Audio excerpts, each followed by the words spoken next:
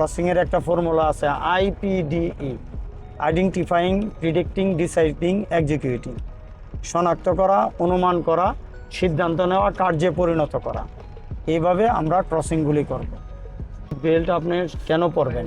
Seat belt দুর্ঘটনা প্রতিহত করে না, দুর্ঘটনা ঘটিলে ছিটকে যাওয়া থেকে রক্ষা করে। আসসালামু আলাইকুম।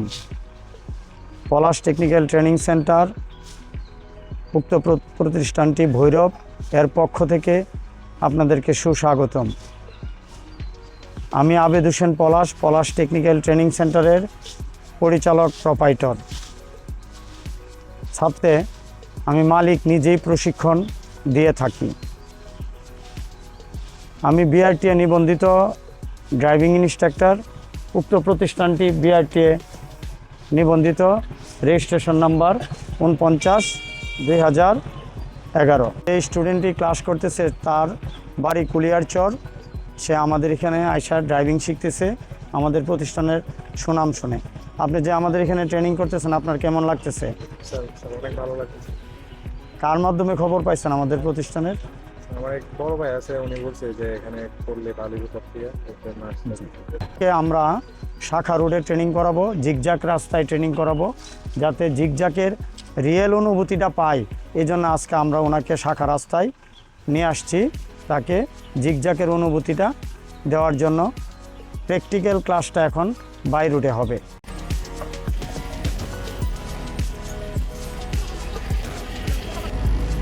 বেল্ট আপনি কেন পরবেন? সিট বেল্ট দুর্ঘটনা প্রতিহত করে না, দুর্ঘটনা ঘটিলে ছিটকে যাওয়া থেকে রক্ষা করে। অনেক সময় ইমার্জেন্সি ব্রেক করলে মানুষ ছিটকে যায়, গাড়ি পোল্টি খাইলে ছিটকে গিয়া মানুষ পড়ে, ড্রাইভার পড়ে যায়, ড্রাইভারের উপর গাড়ি পড়ে যায়।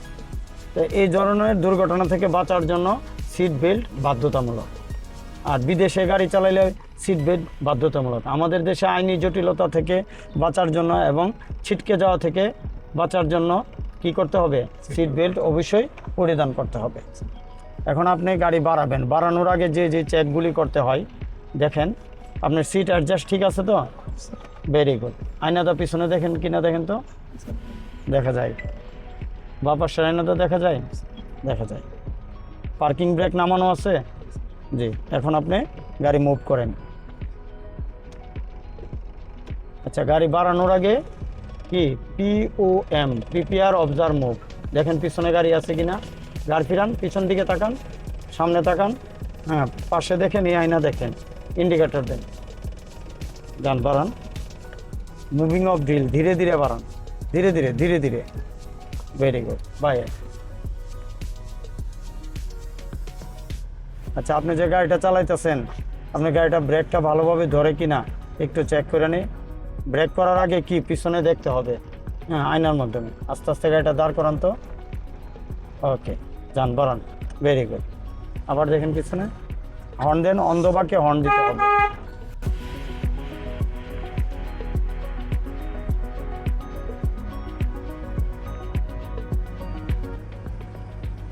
এত দ্রুত স্পিড উঠাবেন না, ধারাবাহিকভাবে স্পিড উঠাবেন, তাহলে কী হবে? জ্বালানি খরচ কম হবে।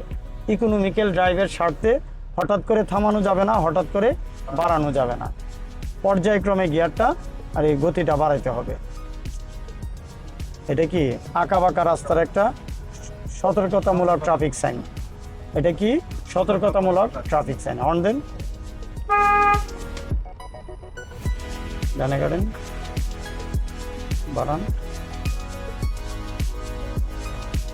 যান, সামনে দেখেন,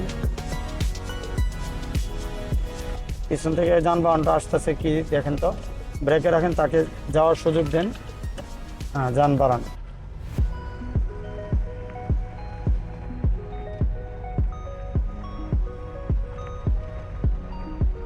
ধীরস্থির, একনিষ্ঠভাবে, শান্ত মনোযোগ সহকারে গাড়ি চালালে হাত দ্রুত পাকাপোক্ত হয়। ব্রেকে রাখেন পা, ক্রসিংয়ের আগে গতি কমান, ধীরে ধীরে ধীরে ধীরে, ডানে কাটেন, ডানে কাটেন, ডানে কাটেন। Very good, very good. Congested রাস্তায় ক্রসিং করার আগে মন্তর গতিতে, ধীর গতিতে ক্রসিং করতে হবে। প্রয়োজনে গাড়ি থামাতে হবে। কোর্স শেষ হলেও থিওরি ক্লাসগুলি করবেন, বারবার থিওরি ক্লাস করলে থিওরি ক্লাসের জড়তাটা কাটা যাবে, যে কোনো ইন্টারভিউ ফেস করতে আপনার জন্য সহজ হবে। এজন্য আমাদের ট্রেনিং সেন্টারের কথা হলো, আপনার 1.5 মাসের কোর্স শেষ হয়ে গেছে, এতে কোনো যায় আসে না। আপনি প্রত্যেক সপ্তাহে ফ্রি থিওরি ক্লাস আপনি করতে পারবেন।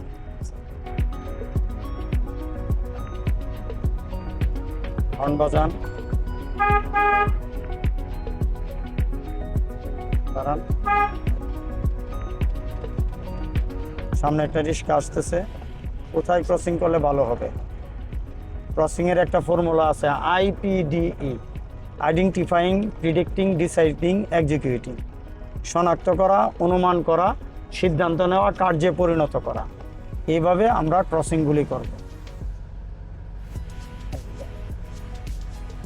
আর রাস্তায় পথ চলতে হবে, দেখুন, ভাবুন, অতঃপর নিরাপদ মনে হলে পথ চলতে থাকুন।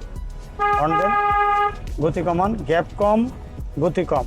হর্ন দেন, আরও গতি কমান, ব্রেকে রাখেন, ধীরে ধীরে বাড়ান, যান বাড়ান।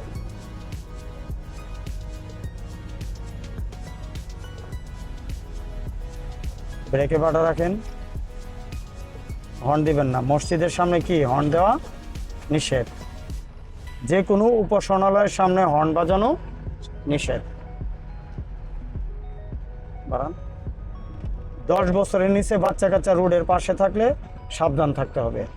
তার কারণ তারা গতি এবং দূরত্ব অনুভব করার ক্ষমতা নাই।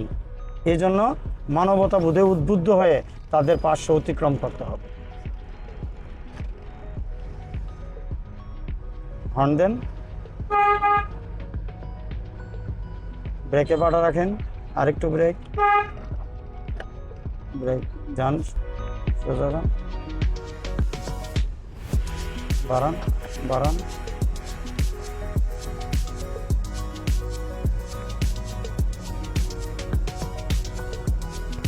ব্রেক, ব্রেক ডানে কাটো, হ্যাঁ, যা বাই কাটো, দেখো বামের আয়নাটা দেখো, আবার হ্যাঁ, আবার যাও, হর্ন বাজাও, ব্রেকে রাখো, আরেকটু বাইরে, ডানে গ্যাস বানা, সামনে স্পিড ব্রেকার, গতি কমাও, স্মুথলি স্পিড ব্রেকার পারি তুইব, ধীরে ধীরে ধীরে ধীরে।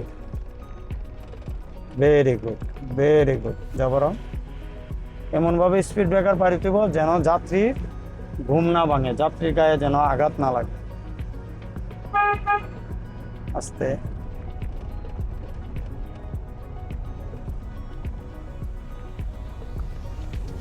সামনে ক্রসিং, ধীরে ধীরে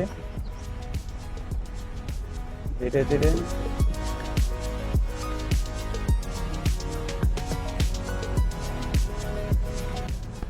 আপন শাহ, কেমন লাগলো ট্রেনিং?